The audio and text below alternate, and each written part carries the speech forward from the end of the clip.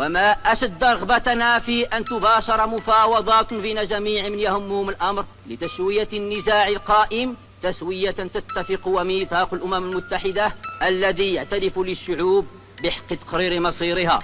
تخيل معايا جوج دول جيران اللي كانوا كيتقاسموا الخبز والسلاح ضد الاستعمار، كان عندهم عدو واحد، ولكن في نهار واحد ولا القرطاس كيتطلق بين هاد الاخوه هاد.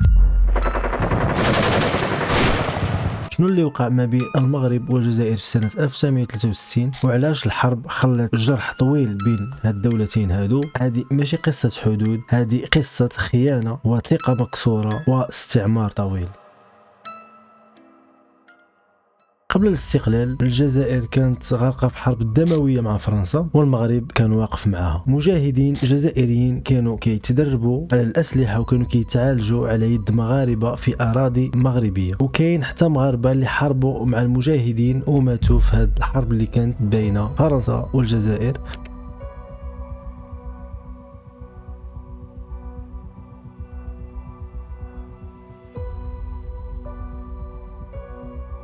ذاك الوقت كان اعتقاد واحد اللي هو من بعد الاستقلال ديال الجزائر هيكون حوار ما بين المغرب والجزائر على ترسيم الحدود، ولكن فرنسا قبل ما تخرج رسمت حدود على الورق، ما استشرت لا مع المغرب ولا مع الجزائر، وضمت مناطق بحال بشار وتندوف الى المستعمره الجزائريه. الملك الحسن الثاني الله يرحمه كان واضح، المغرب ما يحددش الحدود مع فرنسا لانها دوله مستعمره وما عندهاش الحق في ترسيم الحدود ما بين المغرب والجزائر، وكان باغي يخلي الملف ديال ترسيم الحدود حتى تحرر الجزائر باش يتحل الحوار بروح الإخوة، ولكن الواقع كان مختلف.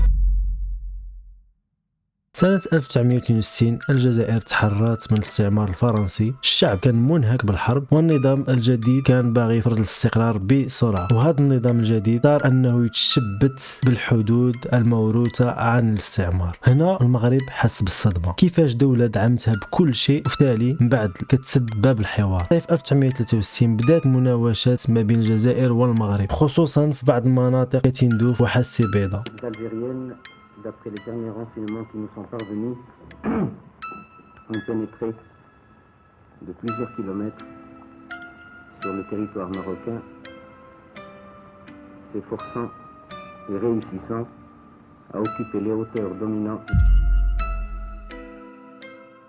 كل طرف من هاد جوج دول كان مقتنع انه مستقر في الارض ديالو. الدبلوماسيه ما بين الدولتين فشلات، اعلام من طرف الدولتين سخن الاجواء بطريقه سريعه جدا، والتوتر ولا لحرب. في شهر اكتوبر الرصاص بدا يتفرق في الصحراء، الجيش المغربي كان منظم اكثر وعنده تجربه عسكريه، ماشي كان النظام الجزائري اللي كان يلا خارج من الاستعمار، وحقق تقدم ميداني في البدايه ديال هذه الحرب. الجيش الجزائري كان حديث التاسيس، معتمد على بعض المجاهدين اللي كانوا شاركوا في الاستعمار ضد فرنسا اللي كانوا تحت تدريب المغاربه، ومع ذلك الضحايا كانوا من طرفين بجوج، لا من المغرب لا من الجزائر. ولكن هذه الحرب هذه اللي كتبان صغيره ما بقاتش حرب كتشمل غير حرب محليه ما بين الجزائر والمغرب، ولكن كان تخوف من انها تكون حرب اقليميه وتاثر على دول شمال افريقيا. الحرب ما بقاتش محليه، ما بقاتش فيها مواجهه مباشره ما بين المغرب والجزائر. كوبا بعثت مستشارين عسكريين للجزائر، وكذلك كان دعم من طرف مصر من خلال الرئيس عبد الناصر، كان دعم عسكري اعلامي وسياسي. جامعه الدول العربيه ومنظمه الوحده الافريقيه دارت واحد الضغط كبير، لان كان هناك تخوف من ان هذه الحرب تنتشر في شمال افريقيا. الجميع كان خايف ان هذه الحرب الصغيره تولي حرب كبيره في الوطن المغاربي، وتحت ضغط دولي توصلت المغرب والجزائر لحل توقف اطلاق النار 1963. الحرب سالت بسرعة ولكن بلا حل جذري، لا حدود تحلت ولا ثقة رجعت ما بين المغرب والجزائر. من بعد الحرب الرمال وقعت قطيعة سياسية، عدم ثقة النظامين بجوج المغربي والجزائري، تم الإغلاق ديال الحدود ما بين الدولتين، ولكن الضحية ضحية واحدة وهي الشعب المغربي مع الشعب الجزائري. حرب الرمال ما كانتش انتصار لطرف واحد، لا المغربي ولا الجزائري، ولكن حيث قدر يفرق ما بين دولتين إخوة نفس الشعب، نفس الثقافة، نفس اللغة. وبعد أكثر من 60 عام باقي السؤال مطروح، واش غادي ترجع العلاقة ما بين المغرب والجزائر